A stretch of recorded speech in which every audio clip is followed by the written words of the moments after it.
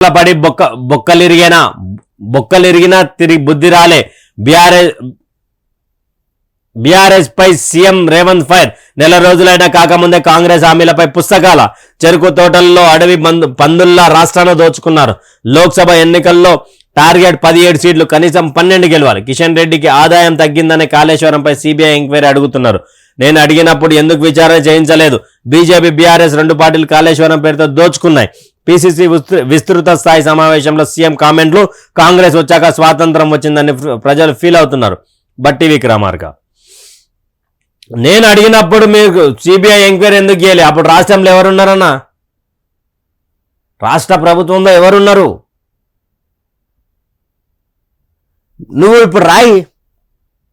అరే బీజేపీ వాళ్ళు సరే, దాంట్లో పొత్తు బీజేపీలో దొరుకుంది అంటున్నావు కదా, నువ్వు సిబిఐకి లేఖ రాయి, కేంద్రానికో లేఖ రాయి. బీజేపీలు ఉంటే బీజేపీలు బయటకు వస్తారు. బీజేపీలో తీసుమార్కన్లా, బీఆర్ఎస్ వాళ్ళు తీసుమార్కన్లా. నువ్వు రాయి లేక ప్రభుత్వంలో ఉన్నావుగా. కాంగ్రెస్ వచ్చి నెల రోజులే కాలేదు అప్పుడే పుస్తకాలు అంటే ఎస్.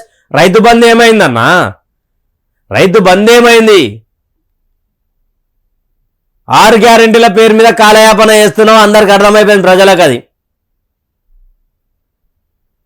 పుస్తకాలు రాస్తారంటే రాస్తారు, మరి వాళ్ళు తిన్నారు కదా. వాళ్ళు అడుగు పందుల్లా తిన్నారా, అడుగు దుండల్లా తిన్నారా? పక్కకి మీరేం చేస్తున్నారు? మరి మేము అధికారంలోకి రాగానే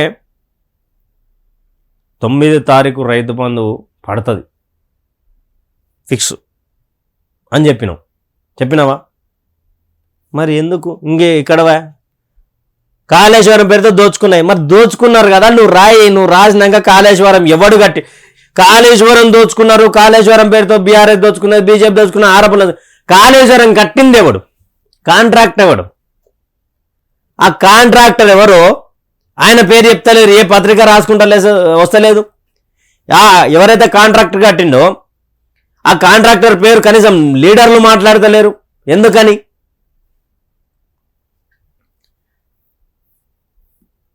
ఎందుకండి మాట్లాడరంటే వీళ్ళ కూడా ఫండింగ్ చేస్తా అని చెప్పి ఉంటాడు. మళ్ళీ ఆ వ్యక్తే కాంగ్రెస్ ప్రభుత్వం రావద్దు అని కూడా బీఆర్ఎస్కి ఫండింగ్ చేసినటువంటి వ్యక్తి. ఇతర శాఖలకు వెళ్ళిన వీఆర్ఏలకు పే స్కేల్, వివిధ శాఖల్లోకి సర్దుబాటు అయిన వీఆర్ఏలకు పే స్కేల్ ప్రకారం జీతాలు ఇవ్వాలని ప్రభుత్వం ఆదేశాలు ఇచ్చింది. అన్ని జిల్లాల కలెక్టర్లకు ఈ మేరకు వెంటనే వీఆర్ఏలకు సంబంధించినటువంటి ఇష్యూని కూడా క్లోజ్ చేసే ఆస్కారం ఉన్నట్టుగా అది V6 రాసుకొచ్చింది. వాళ్ళకి సంబంధించినటువంటి పే స్కేల్ ఏవైతే ఉన్నాయో 8 నెలలు అని, 9 నెలలు అని, 5 నెలలు అని అవన్నీ కూడా క్లియర్ చేయాలని కలెక్టర్లకు ఆదేశం. ఊర్లలో ఇందిరమ్మ కమిటీలు 5-6 సభ్యులతో ఏర్పాటు. కాంగ్రెస్ నిర్ణయం. స్కీమ్స్ ప్రజలకు అందేలా చూసుకునే బాధ్యత కమిటీలకు. త్వరలో నామినేటెడ్ పదవులు లిస్ట్ రెడీ చేస్తున్న ఏఐసిసి. సోనియా గాంధీని రాష్ట్రం నుంచి పోటీ చేయించాల తీర్మానం. 5-6 ఇందిరమ్మ ఇండ్ల పథకం, 6 గ్యారెంటీలకు సంబంధించినటువంటి పథకం మీద అక్కడ కమిటీ వేస్తారంట. కమిటీ వేస్తే ఏమవుతుంది? వానికి వాడలోనికి వాడి ఇయ్యాడు. ప్రజలందరికీ అందేలా ఏర్పాటు చేయాలంట.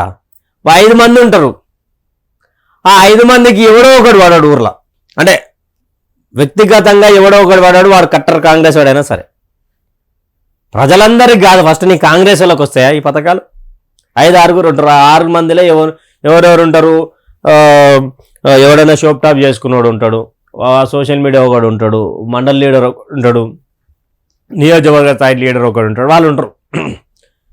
వానికి నచ్చడానికి ఇయ్యాడు కదా. మరి రాలేదంటాడు, పేరు రాసినా కానీ రాలేదంటాడు. ఎట్లా మరి?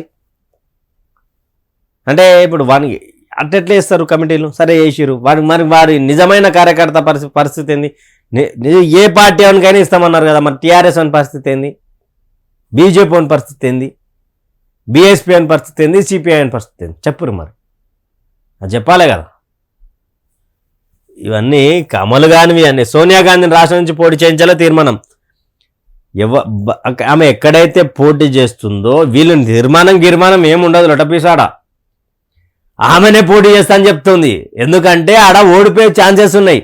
ఆడ ఆమెను ఓడగొట్టడానికి భారతీయ జనతా పార్టీ గట్టి క్యాండిడేట్ నిలబెట్టింది. ఆ గట్టి క్యాండిడేట్ నిలబెట్టినందుకు ఆడ ఓడిపోతే బాగుండదు, పార్లమెంట్కి పోతే బాగుండదు అని చెప్పి నేను తెలంగాణ నుంచి పోటీ చేస్తా అని చెప్పి సోనియా గాంధీ గారు చెప్పారు. దానికి వీళ్ళేం కలరింగ్ చేశారు అంటే మేమే సోనియా గాంధీ గారిని తెలంగాణకు వచ్చి తెలంగాణకు రమ్మంటున్నాం, మేమే సోనియా గాంధీ గారిని తెలంగాణకు రమ్మని ఆడ పార్లమెంట్ మెంబర్గా పోటీ చేయమంటున్నాం. నువ్వెవరివి ఇంతకు? ఆమె టికెట్లు ఇస్తే గెలిచిన వాళ్ళు మీరు, ఆమె ముఖ్యమంత్రి అంటే ముఖ్యమంత్రి అయిన వాళ్ళు మీరు.